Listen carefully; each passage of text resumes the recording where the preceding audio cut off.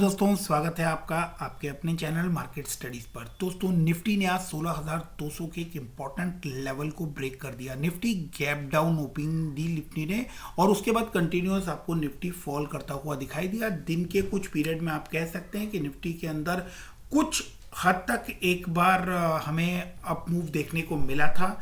ऐसा लग रहा था कि शायद इसके बाद निफ्टी जो है वो आपको थोड़ा सुधार लेता हुआ दिखाई देगा, लेकिन उसके बाद तेज गिरावट आई और निफ्टी ने 2.35% डाउन होकर 15,863 पर क्लोजिंग दी।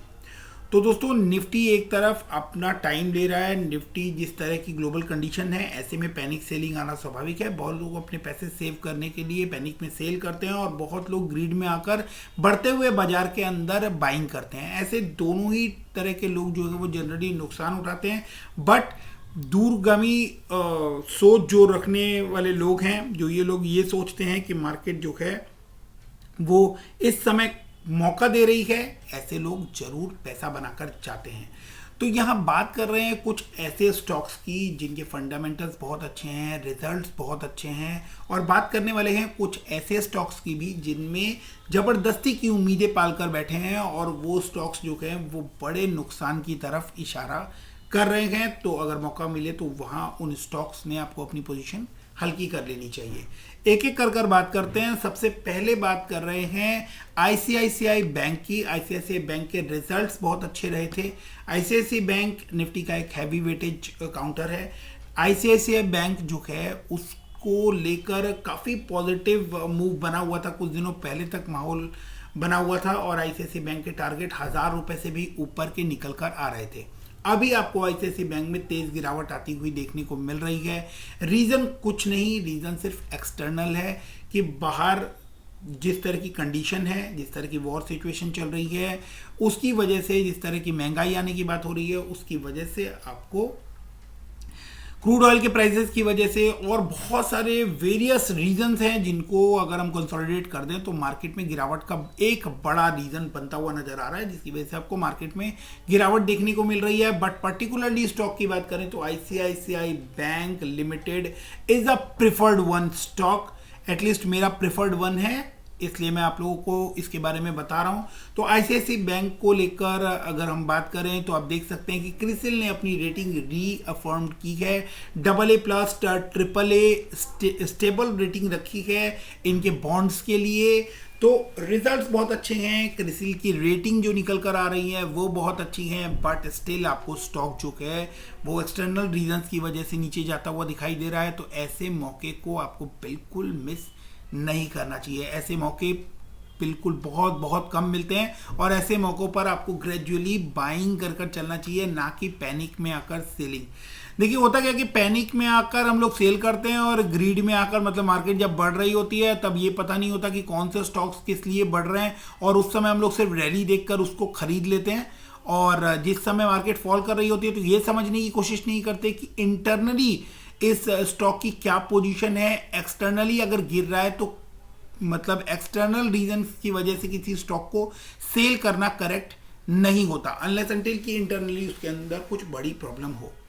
तो ICICI bank is the first preferred pick, जिसको करंट पोजीशन पर 650 के आसपास आपको कुछ स्टॉक, कुछ क्वांटिटी जो है वो बाई कर चलनी चाहिए। अगर मार्केट अभी 1-2 दिन और करेक्शन दिखाती है तो आपको फर्दर थोड़ी सी क्वांटिटी और एक्यूमुलेट कर सकते हैं। ये अच्छे स्टॉक्स हैं जो फ्यूचर में जैसे ही मार्केट वापस रिकवरी करेगी, ये सबसे पहले और सबसे तेजी से बढ़ने वाले स्टॉक्स में आपको शामिल होते हुए दिखाई देंगे।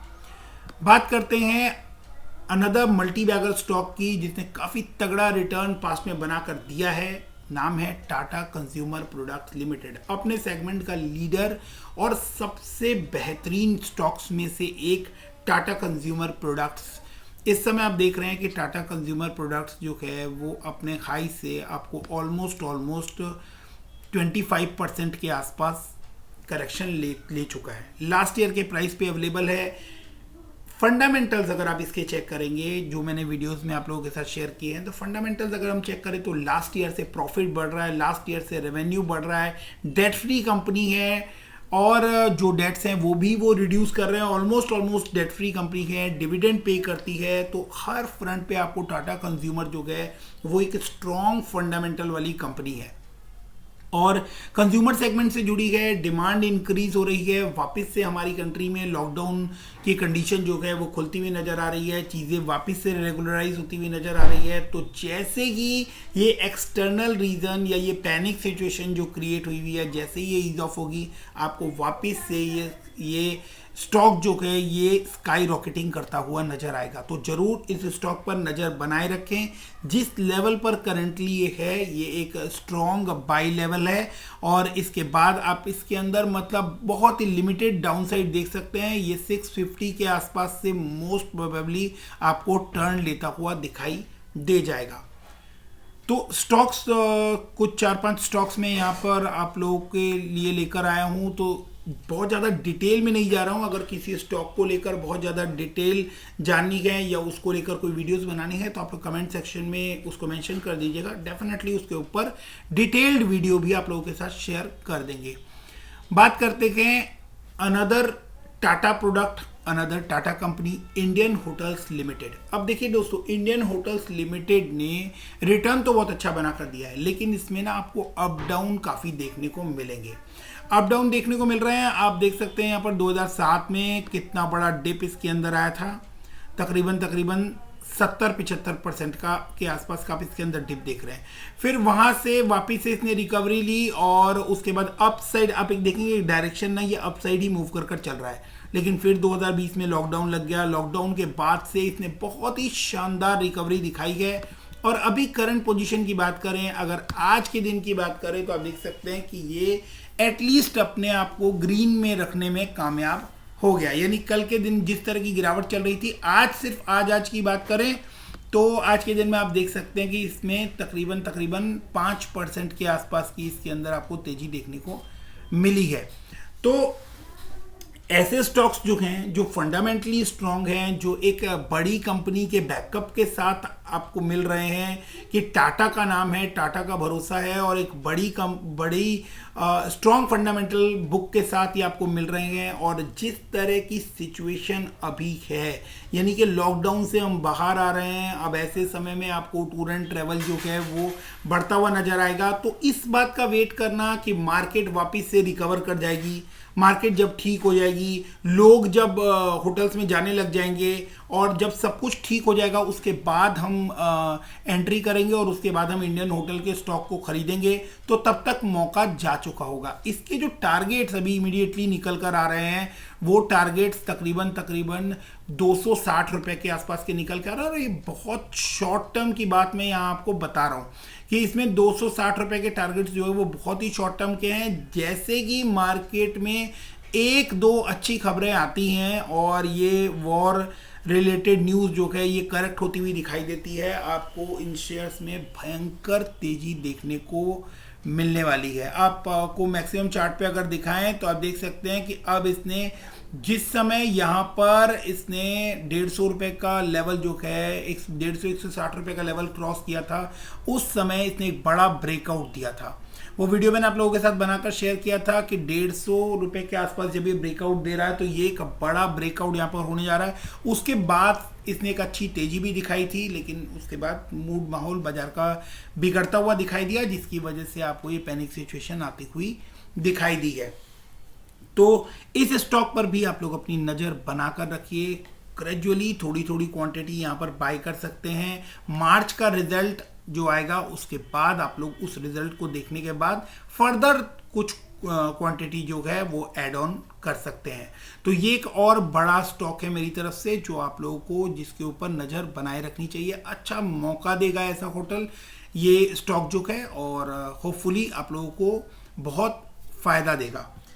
बात कर लेते हैं जहां पर हमें ध्यान देने की जरूरत है। ये तो वो स्टॉक्स हो गए जो कि गिरावट में आप खरीदें तो आपको फायदा मिलेगा। कुछ ऐसे स्टॉक्स हैं जिसमें उम्मीदें जो हैं वो कुछ ज़रूरत से ज़्यादा लगाई हुई है। मैं किसी भी स्टॉक के बारे में ये नहीं बोल रहा हूँ कि ये बहुत ज़्यादा नेगेटिव है या ये अब ख़त्म हो जाएगा या कुछ हो जाएगा। बहुत सारे रीजंस है, डिटेल वीडियो में आप लोगों के साथ बहुत सारे टाटा टेली सर्विसेज के ऊपर बनाकर दे चुका हूँ।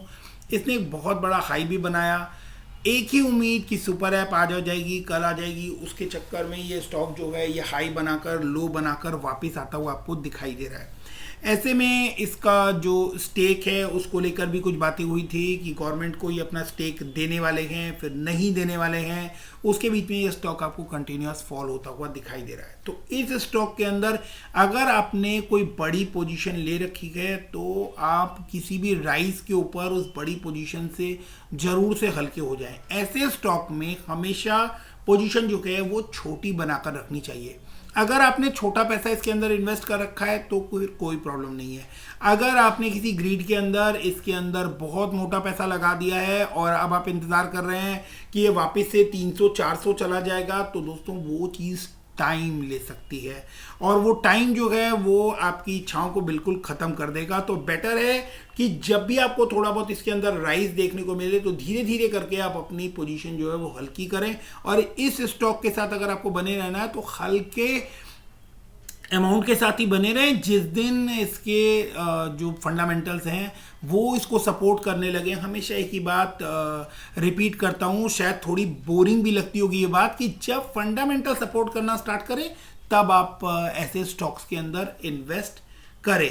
अब क्या होता है, कुछ बड़े शेयर होते हैं जिनके फंडामेंटल्स आप कहें कि अगर इनकी इस क्वार्टर में सेल्स थोड़ी डाउन हो गई तो फटाफट उस स्टॉक को बेच दो, नहीं, ऐसा नहीं होता है। उसको फंडामेंटल डाउन होना नहीं बोलते हैं। कभी कभी क्या होता है, किसी स्टॉक में किसी पर्टिकुलर क्वार्टर में थोड़ी बहुत सेल डाउन हो जाना या थोड़ा बहुत प्रॉफिट कम हो जाना, उसको फंडामेंटल बिगड़ना नहीं बोलते। फंडामेंटल बिगड़ना बोलते हैं जब आप को कोई कंपनी एक्स्ट्रा ऑर्डिनरी डेट लेती हुई दिखाई दे, फिर उस डेट का यूटिलाइजेशन ना हो या इनसाइडर ट्रेडिंग होती हुई आपको दिखाई दे। और उसके अलावा आप ये समझ सकते हैं कि FIIs DIIs बहुत तेजी से उसके अंदर से पैसा निकाल कर लेकर जा रहे हो, दोनों ही FIIs DIIs दोनों ही उसके अंदर से पैसा निकाल रहे हो, म्यूचुअल फंड उसके अंदर से अपनी होल्डिंग डिक्रीज कर रहे हो, या फिर आप कहें कि वो स्टॉक जो है उसने उसका इंटरेस्ट बर्डन बहुत ज़्यादा है, डेट रेगुलर बढ़ा रही हो, तो इन सब को आप कह सकते हैं। या फिर कोई इंटरनल इशू कि उनके ऊपर कोई फॉरेंसिक ऑडिट वगैरह बैठ गया है या कोई और इस तरह का इशू है, तो आप उसको कह सकते हैं कि हाँ वो एक बड़ा इशू है। तो ऐसे ही जब आपको फंडामेंटल्स के बेस पे कुछ नहीं मिलता है और फिर भी स्टॉक आपको सिर्फ एक एक्सपेक्टेशन, एक न्यूज एक्सपेक्टेशन के ऊपर बढ़ता हुआ नजर आता है, तो ऐसे स्टॉक में आप लोग पैसा इन्वेस्ट करें, बट बहुत ही छोटा अमाउंट, बहुत ही छोटा अमाउंट। तो टाटा टेली सर्विसेज को लेकर थोड़ी सी आप लोगों को यही सजेशन है कि इसके अंदर आप लोग अपने पैसे को जितना मैक्सिमम हो सके आप लोग सेव कर कर चलें। बात करते हैं जेपी पावर वेंचर लिमिटेड की। ये भी एक पेनी स्टॉक है, रिटर्न बहुत तगड़ा दिया है दोस्तों।